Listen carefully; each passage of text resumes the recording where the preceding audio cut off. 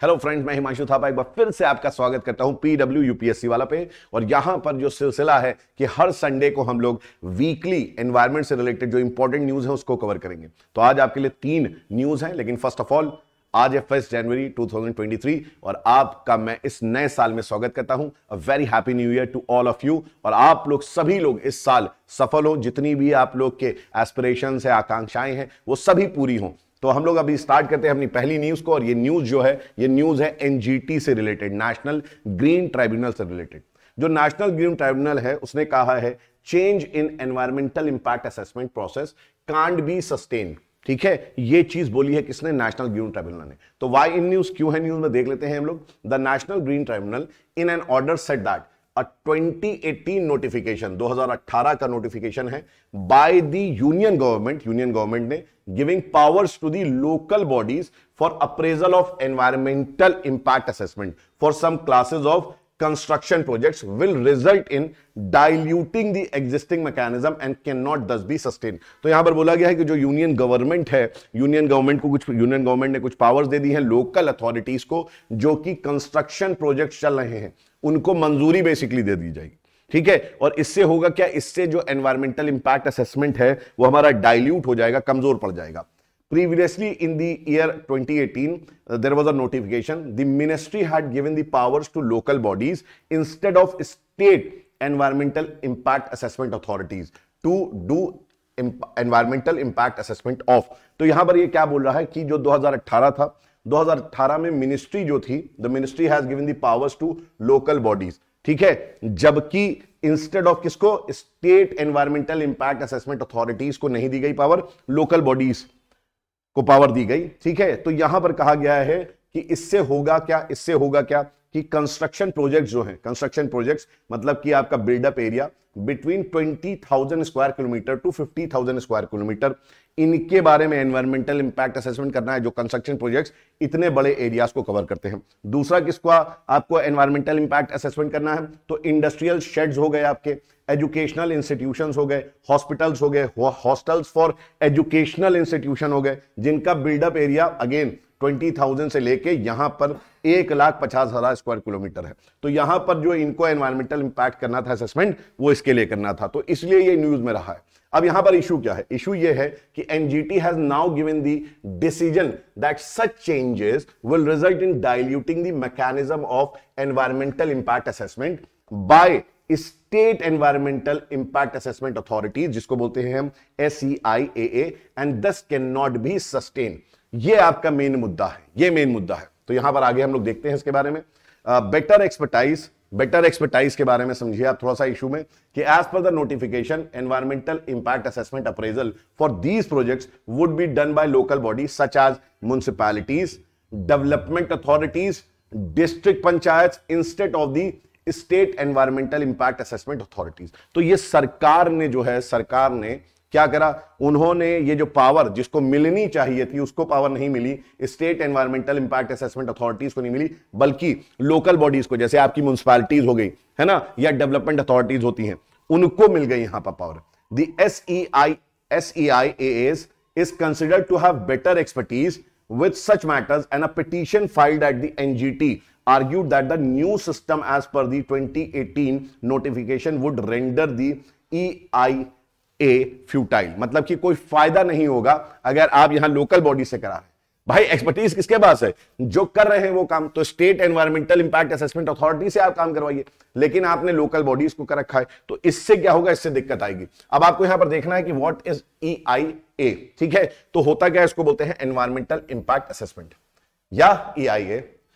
तो EIA can be defined as the study to predict the effect of a proposed activity project on the environment. तो आप कोई भी project बनाए, हो सकता है ना कि ऐसा नेशनल पार्क में आप कह रहे हैं कि नेशनल पार्क से आप एक रोड जा रही है, एक ब्रिज बन रहा है, फ्लाईओवर बन रहा है, ट्रेन बन रही है, उस प्रोजेक्ट का एनवायरमेंट पे क्या असर पड़ेगा? हो सकता है आप कुछ इंट्रोड्यूस कर रहे हो नया, है ना, कोई ऐसी टेक्नोलॉजी जिससे एनवायरमेंट को नुकसान हो। तो ये क्या है? ये एनवायरमेंट इंपैक्ट असेसमेंट जो है, ये एक स्टडी है जो कि इन्हीं चीज के बारे में बात करती है। यहां पर एक चीज समझ लीजिएगा, decision making tool EIA compares various alternatives for a project and seeks to identify one which represents the best combination of economic and environmental cost and benefits. तो यहां पर आप बात करने चाह रहे हैं कि यहां पर इस स्टडी में ये क्या है, डिसीजन मेकिंग टूल है जो कि डिसाइड करता है कि क्या चीज बेस्ट रहेगी, इकोनॉमिक के एंगल से भी और एनवायरमेंट दोनों जो है बैलेंस होना चाहिए, और इसीलिए इसका बहुत बड़ा इंपॉर्टेंस है। ठीक है, अब यहां पर समझिएगा इनका प्रोसेस के बारे में। The environmental impact assessment consist of 8 steps. तो यहां पर कितने होते हैं, 8 स्टेप्स होते हैं, which each steps equally important in determining the overall performance of the project. तो यहां पर लगभग 8 प्रोजेक्ट्स हैं, 8 स्टेप्स हैं जो कि ओवरऑल परफॉर्मेंस जो प्रोजेक्ट का है और उसका इंपैक्ट जो एनवायरमेंट में है उसको डिसाइड करता है। अब देखिएगा, the 8 steps of the EIA processes are presented in brief below. तो यहां पर देख लो, पहला एक प्रोसेस क्या है, screening. First stage of EIA which determines whether the propose project requires an EIA and if it does then the level of assessment required. तो यहां पर क्या है, सबसे पहले तो स्क्रीनिंग है कि भैया ये प्रोजेक्ट में EIA की जरूरत है कि नहीं है, अगर है तो किस लेवल की जरूरत है ना। दूसरा आपका स्टेप क्या है, यह है स्कोपिंग का। This stage identifies the key issues and impacts that should be further investigated. This stage also defines the boundary and time limit of the study. तो ये आप यहां पर अगर बात करेंगे तो यहां पर आपको क्या समझ में आएगा, यहां पर आपको समझ में आएगा कि ये जो स्टेज है, ये स्टेज क्या कर रहा है, ये स्टेज आपके की इश्यूज को क्या कर रहा है, की इश्यूज को नोटिफाई कर रहा है, की इश्यूज को समझ रहा है। ठीक है, प्लस ये फर्दर क्या कर रहा है, फर्दर इन्वेस्टिगेशन भी कर रहा है कि किन चीजों में हमें इन्वेस्टिगेशन करना है, प्लस ये भी बता रहा है कि इसकी बाउंड्री या टाइम लिमिट स्टडी की कितनी होनी चाहिए। ठीक है, तो दूसरा स्टेप था। फिर इसके बाद इंपैक्ट एनालिसिस होता है। This stage of EIA identifies and predicts the likely environmental and social impact of the proposed projects and evaluate the significance। ठीक है, तो ये बताता है, बेसिकली आइडेंटिफाई करता है कि क्या हो सकता है ना, क्या परेशानी हो सकती है, ये आइडेंटिफाई करता है। ठीक, इसके बाद क्या है आपका मिटिगेशन। मिटिगेशन के स्टेप में क्या है, मिटिगेशन के स्टेप में याद रखिएगा, this step in EIA recommends the actions to reduce and avoid the potential adverse environmental consequences of development activities। ठीक है, तो इसके बाद यहां पर ये चीज होती है, ये आपको याद रखना है। ठीक है, मिटिगेशन स्टेप के बाद क्या हो रहा है, मिटिगेशन स्टेप के बाद आप देखेंगे तो रिपोर्टिंग है। इस स्टेज में क्या हो रहा है, this stage represents the result of EIA in a form of a report to the decision making body and other interested parties. तो ये रिपोर्टिंग में हो रहा है। थर्ड आप देखेंगे तो क्या हो रहा है, रिव्यू हो रहा है। It examines the adequacy and effectiveness of EIA report and provides the information necessary for decision making. ठीक है, तो फिर रिव्यू भी हो रहा है, यहां पर ये रिव्यू भी कर रहे हैं। It examines the adequacy and effectiveness किसकी, ऑफ EIA रिपोर्ट, कि EIA रिपोर्ट कितनी इफेक्टिव है और कितनी एडिक्वेट है यहां पर, and provide the information necessary for decision making. इसके बाद ये भी बताता है कि क्या होना चाहिए, इसके लिए भी ये समझाता है डिसीजन मेकिंग में जो हेल्प करे। फिर आता है आपका क्या, decision making. It decides whether the project is rejected, approved और नीड्स फर्दर चेंज। तो यहां पर ये जो है ये डिसाइड करता है कि प्रोजेक्ट रिजेक्ट हो जाना चाहिए या यहां पर इसको अप्रूव कर देना चाहिए या कुछ और चेंजेस इसमें फर्दर करने हैं, और उसके बाद देखी जाएगी बात। और फिर है आपका क्या, post monitoring. This stage comes into play once the project is commissioned. Project आपका पास हो गया, उसके बाद भी पोस्ट मॉनिटरिंग होगी। It checks to ensure that the impacts of the project do not exceeds the legal standards and implementation of the mitigation measures and the implementation of the mitigation measures are in the manner as described in the EIA report। तो EIA report ने बोला होगा कि भाई ये project बना लो, यहां पर कुछ एक सर्टेन स्टैंडर्ड है, लीगल स्टैंडर्ड है, उसके बिलो हमारा क्या हो रहा है, इंपैक्ट हो रहा है, तो हम लोग ये प्रोजेक्ट चालू कर सकते हैं। लेकिन प्रोजेक्ट चालू होने के बाद ये देखना जरूरी है कि सही में जो EIA की रिपोर्ट थी वैसा ही है, कहीं ऐसा तो नहीं है कि ये जो है इंपैक्ट हमारा जो है वो ज्यादा हो रहा है, जो लीगल बाइंडिंग्स है उनसे ज्यादा हम कुछ यहां पर इफेक्ट हो रहा है। तो ये भी इसका एक स्टेप है। ठीक है, तो ये आपके स्टेप है यहां पर दिए हुए हैं। सिग्निफिकेंस क्या है EIA का, तो सिग्निफिकेंस समझ लीजिए, EIA is more technical reports, more than technical reports. It is what, it is more than technical report. केवल टेक्निकल रिपोर्ट नहीं है, it is a means to larger intention the protection and improvement of the environmental quality of life। तो यहां basically ये नहीं कि केवल technical report है कि कोई प्रोजेक्ट चालू हो जा रहा है तो एनवायरनमेंट पे क्या इफेक्ट पड़ रहा है, इससे ज्यादा है, ये बताता है कि जो हमारी क्वालिटी ऑफ लाइफ है, एनवायरमेंटल क्वालिटी ऑफ लाइफ है, उसमें इंप्रूवमेंट की कितनी जरूरत है। ठीक है, दूसरी चीज, EIA is procedure to identify and evaluate the effect of activities mainly human. ठीक है, एक्टिविटीज के बारे में बात हो रही है, मेनली ह्यूमन। तो it is a procedure to identify and evaluate the effects of activities. पहली चीज तो ये समझनी है, जो ह्यूमन एक्टिविटीज हैं, है ना, उनके इफेक्ट को क्या करना है, आइडेंटिफाई करना है और इवैल्यूएट करना है on the environmental, natural and social basis. Environment के बेसिस पे नेचुरल कितना इंपैक्ट पड़ा हो, सोशल कितना इंपैक्ट पड़ा उस पे। It is not a single specific analytical method और technique but uses many approaches as appropriate to the problem. तो ये केवल एक, आप कह सकते हैं कि केवल ये एक सिंगल स्पेसिफिक एनालिटिकल टूल नहीं है, बहुत सारी चीजों को कंसिडर करता है और फिर ये क्या बताता है, ये प्रॉब्लम्स को आइडेंटिफाई करके उसका अप्रोच बताता है। दूसरी चीज, EIA is not a science, it is not a science but uses many sciences in an integrated interdisciplinary manner evaluating phenomena and relationship as they occur in the world। तो ऐसा नहीं है कि पर्टिकुलर साइंस है ये, लेकिन ये कई सारी साइंसेस को इन्वॉल्व कर रहा है और केवल कई सारी साइंसेस को इन्वॉल्व नहीं कर रहा है, ये हर एंगल से देखना चाह रहा है चीजों को, सोशल एंगल से, इकोनॉमिक एंगल से, एनवायरमेंटल एंगल से, और हर को मॉनिटर करके, हर चीज को समझ के ये आपको जो है बता रहा है कि क्या आपस में उनका रिलेशन है ना। तो EIA का जो आप कह सकते हैं रोल है वो बहुत बड़ा है। EIA should not be treated as an appendage और an add on to a project but be regarded as an integral part of a project planning. तो कभी भी आप प्रोजेक्ट प्लानिंग करें, कहने का मतलब यह है कि एनवायरमेंट इंपैक्ट असेसमेंट को आपको हल्के में नहीं लेना है, उसको आप मानना है कि ये हमारा इसका बहुत बड़ा पार्ट है, प्रोजेक्ट प्लानिंग का बहुत बड़ा पार्ट होना चाहिए। ऐसा नहीं है कि हाँ ये भी देख लेंगे, एक एड ऑन है, ऐसा नहीं होना चाहिए, है ना। Its cost should be calculated as an adequate part of planning and not regarded as something extra.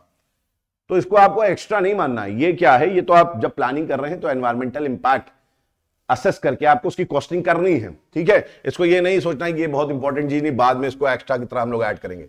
EIA does not give any decision, but its finding should be considered in policy and decision making and should be reflected in final choices. Thus, it should be a part of decision making process. तो ये नहीं कह रहा है कि ये जो है decisions है ना, और इसकी जो findings है वो आपकी इसकी ये कोई डिसीजन नहीं दे रहा है। ये नहीं कह रहा है कि ये डिसीजन लो, बट ये डिसीजन मेकिंग टूल जरूर है। तो इसकी जो फाइंडिंग है उसको आप कंसिडर कर सकते हैं जब आप पॉलिसी बना रहे हैं या कोई डिसीजन आप ले रहे हैं, तो ठीक है, तो उसको कंसिडर कर सकते हैं। तो इसको याद रखिएगा कि इसको आप डिसीजन मेकिंग का पार्ट मानिए, है ना, ये पार्ट है डिसीजन मेकिंग प्रोसेस का। अब हम लोग बात करते हैं दूसरी न्यूज की। हमारा सेकंड आर्टिकल आता है और सेकंड आर्टिकल बात कर रहा है किसकी, जो कि बहुत न्यूज में रहा है इस हफ्ते। ये बात कर रहा है regenerative agriculture can help save water, ठीक है। तो ये बात कर रहा है रीजेनरेटिव एग्रीकल्चर की। तो यहां पर देखते हैं थोड़ी सी ये कॉन्टेक्स्ट में क्यों आया है। Farmers in Madhya Pradesh who follow regenerative farming methods find that reduce the need for frequent irrigation, ठीक है, find that they reduce the need for frequent irrigation which conserves water and energy.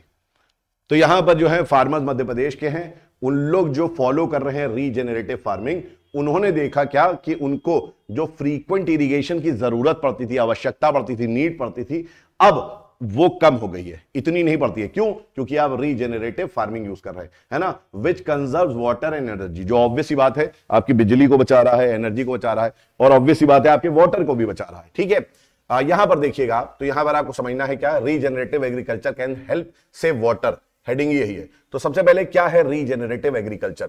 तो regenerative agriculture is a holistic farming system, ठीक है। एक ऐसा farming system है, holistic farming system है, एक बहुत बड़ा फार्मिंग सिस्टम है ये, that focuses on soil health. Soil health पे करता है, ये फूड की क्वालिटी पे करता है, ये बायोडाइवर्सिटी इंप्रूवमेंट पे करता है, ये वाटर क्वालिटी पे करता है, और ये एयर क्वालिटी पे अपना फोकस करता है, ठीक है। It improve soil health through practices that increases soil organic matter. तो ये ऐसी प्रैक्टिसेस को हेल्प करती है, ऐसी प्रैक्टिसेस फॉलो करते हैं जिससे क्या हो, हमारा सॉइल हेल्थ इंप्रूव हो, ठीक है। तो ऑर्गेनिक सॉइल, ऑर्गेनिक मैटर का जो यूज है वो बढ़ा देना है, तो सॉइल हेल्थ हमारी इंप्रूव हो रही है। बायोटा एंड बायोडाइवर्सिटी, ठीक है। तो ये क्या कर रहे हैं बेसिकली कि जो हमारा सॉइल ऑर्गेनिक मैटर है, बायोटा है, और बायोडाइवर्सिटी जो है उसको बढ़ा के सॉइल हेल्थ को यहां पे क्या करना चाह रहे हैं, इंप्रूव करना चाह रहे हैं, बायोडाइवर्सिटी भी बढ़ा रहे हैं।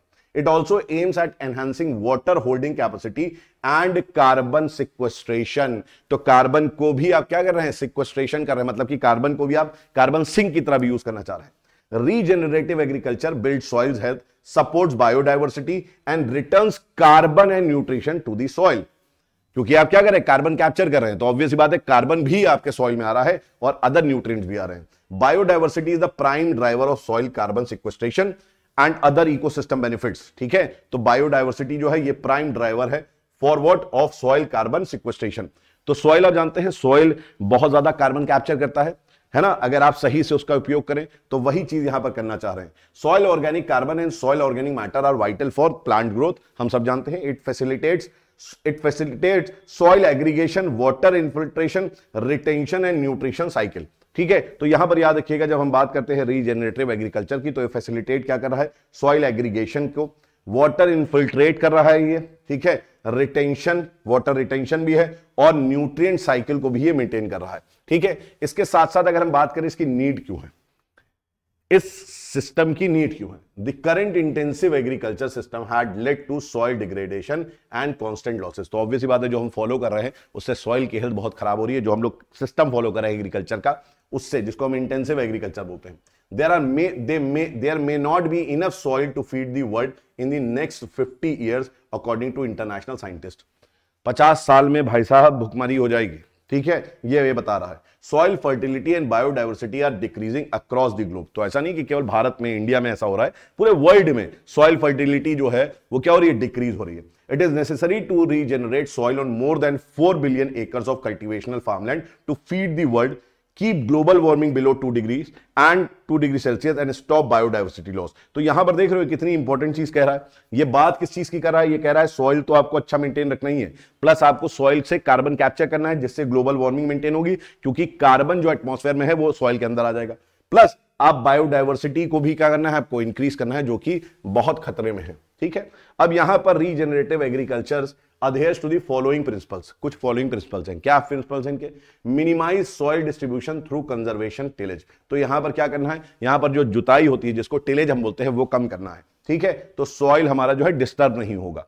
ठीक, दूसरी चीज डाइवर्सिफाई क्रॉप्स, यहां पर diversification of crops to replenish nutrients and disturb pest and disease life cycles. ठीक है, तो आप क्या करें, आपका जो फसल चक्र होता है, क्रॉप साइकिल, वो चेंज करते रहें आप। ठीक है, retain soil cover using cover crops. तो यहां पर कुछ मल्चिंग के बारे में भी बात है, और कवर क्रॉप्स आती हैं आपकी, तो आपने कुछ पौधे उगाए, उसी के साथ में कुछ बड़े पौधे उगा दें, जिससे इरोजन भी कम हो रहा है और आपके जो सॉइल है वो भी बच जा रही है। ठीक है, तो मल्चिंग प्रोसेस भी कर सकते हैं, जो आपके बचे हुए पार्ट होते हैं पेड़ों के, है ना, वो आप यहां पर क्या कर सकते हैं, बिछा सकते हैं। आप बचा हुआ जो हार्वेस्ट है उसको बिछा सकते हैं सॉइल के ऊपर, तो सॉइल अपना न्यूट्रिएंट लॉस नहीं करेगा, वाटर को रिटेन ज्यादा कर पाएगा, इवापोरेशन क्योंकि पानी का कम होगा। Integrative life stocks which adds manure to the soil and serves as a source of carbon sink. ठीक है, तो होगा क्या यहां पर आपकी अगर इंटेंसिव लाइफ स्टॉक्स, यहां पर बहुत सारे कैटल्स को रखेंगे तो उनका जो मन्योर होगा वो भी क्या करेगा, कार्बन कैप्चर में हेल्प करेगा, कार्बन सिंक की तरह काम करेगा। ठीक है, how is regenerative agriculture is different from other similar practices. तो यहां पर याद रखिएगा कि ये कैसे अलग है। Sustainable agriculture ensures food production through resource efficiency. ठीक है, तो सस्टेनेबल एग्रीकल्चर के बारे में बात करें तो वो क्या इंश्योर कर रहा है, वो इंश्योर कर रहा है food production through resource efficiency. ठीक है, making farmer economically viable and improving farmers quality of life, ये एक चीज हो गई। However the term sustainable implies maintaining the status को। तो यहां पर एक चीज और है, सस्टेनेबल मतलब क्या है कि आने वाली जो जनरेशन है उनको भी वो फायदा मिले जो आपको मिल रहा है। Sustainable farming practices aim to use only the resources that are available. ठीक है, ये चीज एक याद रखिएगा।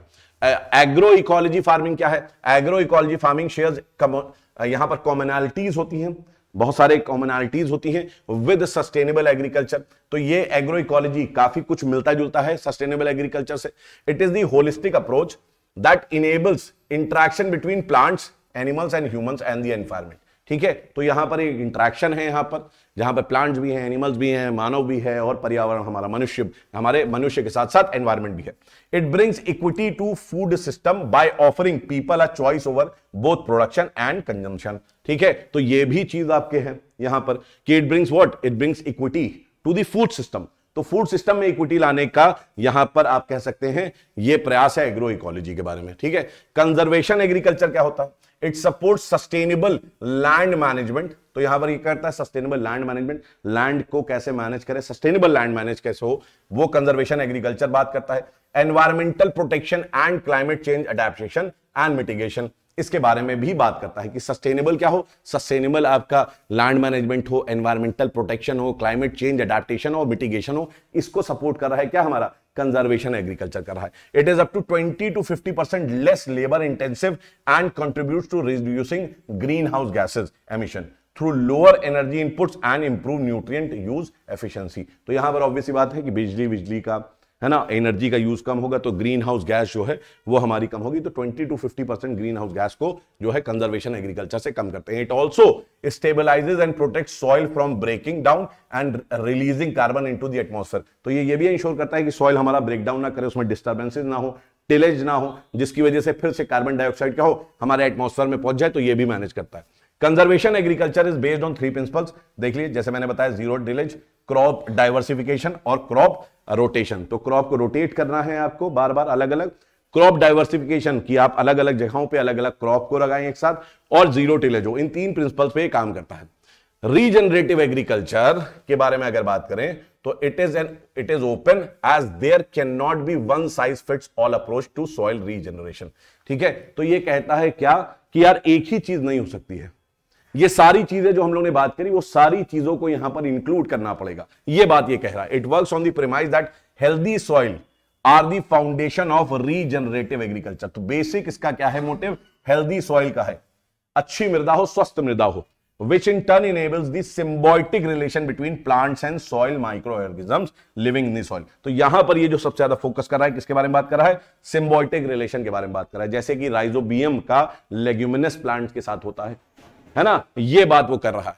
अब यहां पर एक आप रिलेटेड फैक्ट इसके बारे में समझ लिया। रिलेटेड फैक्ट ये है कि जीरो बजट नेचुरल फार्मिंग है ना, जीरो बजट फार्मिंग होती है आपकी natural farming, now known as Subhash Palekar natural farming. ये याद रखिएगा word, Subhash Palekar natural farming emphasizes preparing and using inputs made from crop residue, cow dung and urine and fruits। तो आप जानते ही इसके बारे में, है ना। तो यहां पर ये क्या बात कर रहा है, ये कह रहा है कि जो क्रॉप रेसिड्यू है उसको यूज करो, काउ डंग को यूज करो, यूरिन को यूज करो, फ्रूट्स को यूज करो, है ना, और भी बहुत सारी चीजें हैं उनको यूज करिए, नेचुरल चीजों को यूज करिए जिसमें आपको पैसा ना लगाना पड़े, जो पहले से ऑलरेडी आपके पास है। ठीक है, the study shows irrigation frequency and energy conservation in natural farming decreases over time. ठीक है, ये भी बहुत बड़ी चीज है, आप देख सकते हैं एनर्जी कंजम्पशन इससे कम होता है। ठीक है, अब अगर हम लोग बात करें यहां पर तो ये याद रखिएगा, Samaj Pragati Sahayog, a grassroot organisation in Madhya Pradesh that promotes natural methods to control agricultural pest such as composting and recycling of crop residues, use of farm yard manure, cattle urine and application of tank silt has also made effort to this end. ठीक है, तो यहां पर देख रहे हैं आप मध्य प्रदेश में अगर आप बात करेंगे तो समाज प्रगति सहयोग जो है, जो कि एक ग्रासरूट ऑर्गेनाइजेशन है, वो क्या कर रहा है, वो बात कर रहा है, कह रहा है नेचुरल मेथड को प्रमोट करो। ठीक है, जिसमें क्या हो रहा है, आप कंपोस्टिंग यूज कर रहे हैं, आप recycling of crop residue use कर रहे हैं, आप फार्म यार्ड का यूज कर रहे हैं, उसका जो मैन्योर है ना, उसको यूज कर रहे हैं, आप कैटल के यूरिन को यूज कर रहे हैं, आप जो टैंक सिल्ट है ना, उसको यूज कर रहे हैं, उसके एप्लीकेशन को यूज कर रहे हैं। Its results published in the annual report for 2018-19 show a total of almost 15 billion liters of water by employing sustainable agriculture practices like changing crop system, soil fertility interventions and micro irrigation technologies। तो याद करिएगा कि बहुत ज्यादा पानी जो है बचा लिया, ये एनुअल रिपोर्ट में आता है। और कैसे बचा लिया, तो यहां पर आप देख सकते हैं कि प्रैक्टिसेस कुछ करी हैं सस्टेनेबल, जैसे कि क्रॉप सिस्टम को चेंज कर दिया, है ना, सॉइल फर्टिलिटी को आपने मेंटेन करने के लिए कुछ इंटरवेंशंस करे, टिलेज विलेज को रोका, और यहां पे माइक्रो इरिगेशन टेक्निक्स को यूज करा। आपने भारी भरकम नहर यूज नहीं करे, आपने स्प्रिंकलर्स यूज करे, अलग अलग इरिगेशन आपने पद्धतियों को यूज करा, सिस्टम को यूज करा। Replacing water guzzling crops like wheat, paddy and sugar cane with less water intensive crops like gram, chickpeas alone saved 5.53 billion litres. तो आप जानते हैं कि कुछ क्रॉप्स होते हैं जिनको पानी ज्यादा चाहिए, तो आप वैसे क्रॉप्स को कम उगाएं, है ना। दूसरे जो क्रॉप्स हैं जो कि लेस वाटर इंटेंसिव क्रॉप्स है, जैसे ग्राम हो गया, चिकपीस हो गया, इनको आप उगाएं, और उससे क्या हुआ, 5.53 बिलियन लीटर उन्होंने पानी बचाया। ठीक है, पर्सपेक्टिव समझिए यहां पर इसका। To put these numbers in perspective, as per the union minister of housing and urban affairs, ये याद रखिएगा, ministry of housing, Union Ministry of Housing and Urban Affairs, the benchmark for urban and rural water supply is 135 liters and 55 liters per capita per day respectively.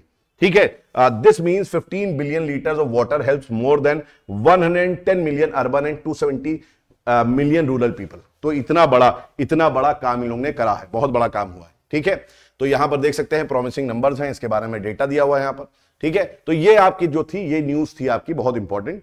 अब हम लोग जो news है हमारा article, वो है क्या, ग्रीन मेथनॉल पे हम लोग बात करने वाले हैं। ग्रीन मेथनॉल पे बात समझ लीजिएगा कि कंटेक्स्ट क्या है।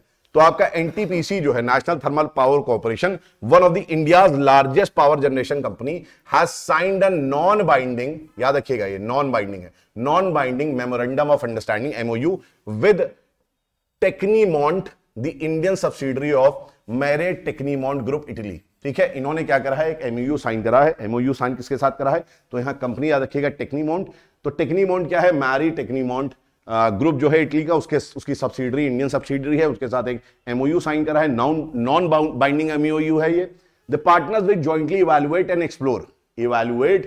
Explore the possibility to develop commercial scale green methanol production facility at NTPC production in India. ठीक है, दूसरी चीज, the green methanol project involves capturing carbon from NTPC power plants and converting into in green fuels. तो जो आपके power plants होते हैं वहां पर आप जानते हैं कोयले की बहुत खपत है, कोयला जला के आप बिजली पैदा कर रहे हैं। तो जो कार्बन आपका एमिट हो रहा है उसको वहीं से कैप्चर करने के लिए ये प्रोजेक्ट है आपका। ठीक है, green methanol has a wide range of application including serving a base material for the chemical industry, storing renewable electricity, and even as the transportation fuel. It is also considered as the substitute fuel for maritime fuel application. तो ये यहां पर आप देख सकते हैं कि इनका वाइड रेंज एप्लीकेशन है, कई जगह पे ग्रीन जो हमारे ग्रीन मेथनॉल है वो यूज हो सकते हैं। What is methanol? Methanol is a low carbon hydrogen carrier fuel produce from high ash coal, agriculture residue, CO2 from thermal power plants and natural gas. तो मेथनॉल आपको समझ में आ गया क्या होता है। मेथनॉल कहां कहां से बनता है, तो आप देख सकते हैं हाई एश कोल से बन सकता है, एग्रीकल्चर रेसिड्यू से बन सकता है, या थर्मल पावर प्लांट से जो आप CO2 कैप्चर कर रहे हैं उससे बन सकता है। ठीक है, तो यहां पर यह बात हो गई। अब अगर हम लोग बात करेंगे मेथनॉल इकोनॉमी के बारे में, तो नीति आयोग ने क्या कहा है। NITI Aayog methanol economy programme is aimed at reducing India's oil import bill, green house emission and converting coal reserves and municipal solid waste into methanol.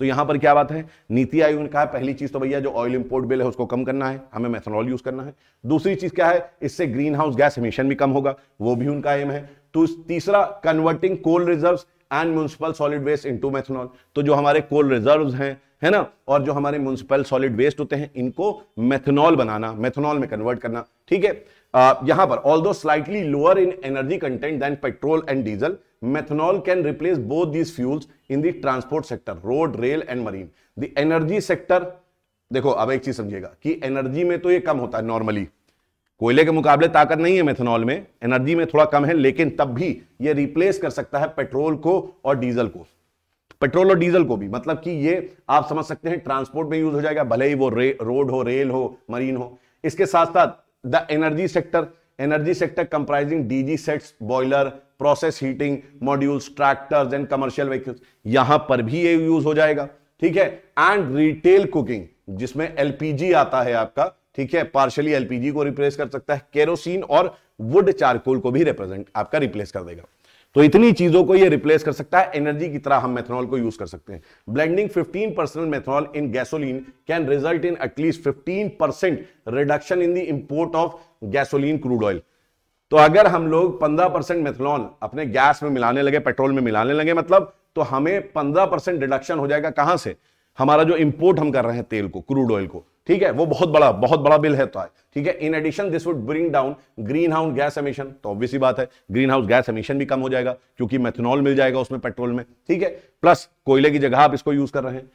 Bye 20% in terms of particulate matter, NOx, SOx, thereby improving the urban air quality। तो साथ ही साथ यहां पर क्या है कि जो nitrogen के ऑक्साइड्स हैं, जो सल्फर के ऑक्साइड्स हैं, पार्टिकुलेट मैटर हैं, ये भी हमारे रिप्लेस हो जाएंगे। तो मतलब हमारी जो एयर क्वालिटी है वो भी इंप्रूव हो जाएगी। अगर बात करें यहां मेथनॉल इकोनॉमी की, तो it will also create close to 5 million jobs through methanol production application and distribution services. तो ये भी बहुत बड़ी बात है, लगभग 50 लाख सर्विस जॉब्स जो है ये यहां पर आ जाएंगी। Additionally 6,000 crores can be saved annually by blending 20% dimethyl ether, a derivative methanol in LPG। तो याद रखिएगा कि 6,000 करोड़ आप अपने बचा सकते हैं अगर आप 20% डाइमिथाइल ईथर जो है, जो कि मेथनॉल का एक डेरिवेटिव होता है, वो एलपीजी में, लिक्विड पेट्रोलियम गैस में मिला दें आप, तो इतना गैस में बचेगा। This will help the consumer in saving between 50 to 100 rupees per cylinder. तो आपको 50 से 100 रुपए क्या है सस्ता पड़ेगा सिलेंडर, ये भी एक चीज है। ठीक, अब देखिए हम लोग दूसरी अपनी न्यूज के बारे में बात करने आ रहे हैं। तो बेसिकली 4 न्यूज थी, मैंने 3 बोला था, 4 है। ठीक है, scientist freeze great barrier reef coral in a world first trial. ठीक है, तो कॉन्टेस्ट क्या है, साइंटिस्ट के बारे में अगर बात करें तो scientist working on Australia's Great barrier Reef have successfully trialled a new method for freezing and storing coral larvae they say could eventually help in rewild reefs threatened by climate change। तो यहां पर क्या बात हो रही है, यहां पर बात हो रही है कि जो ऑस्ट्रेलिया का ग्रेट बैरियर रीफ है ना, वहां पर साइंटिस्ट वर्क कर रहे थे और उन्होंने एक टेक्नोलॉजी अडॉप्ट कर ली है, एक टेक्नोलॉजी फाइंड कर ली है इनफैक्ट, जिससे वो कर रहे हैं कि वो जो कोरल है उनको फ्रीज करके स्टोर कर सकते हैं और बाद में उनको फिर से यूज कर सकते हैं, जो कि क्लाइमेट चेंज की वजह से खतरे में है। What is the need for freezing coral? Scientists are scrambling to protect coral reef as rising ocean temperature destabilize delicate ecosystem। तो टेम्परेचर आपका बढ़ रहा है, टेम्परेचर बढ़ेगा तो कोरल ब्लीचिंग होगी, वही हो रहा है। ठीक है, the great barrier reef has suffered 4 bleaching events in the last 7 years, including the first ever bleach during a La Nina phenomena, which typically brings cooler temperature। Suppose सबसे बड़ी दिक्कत क्या होगी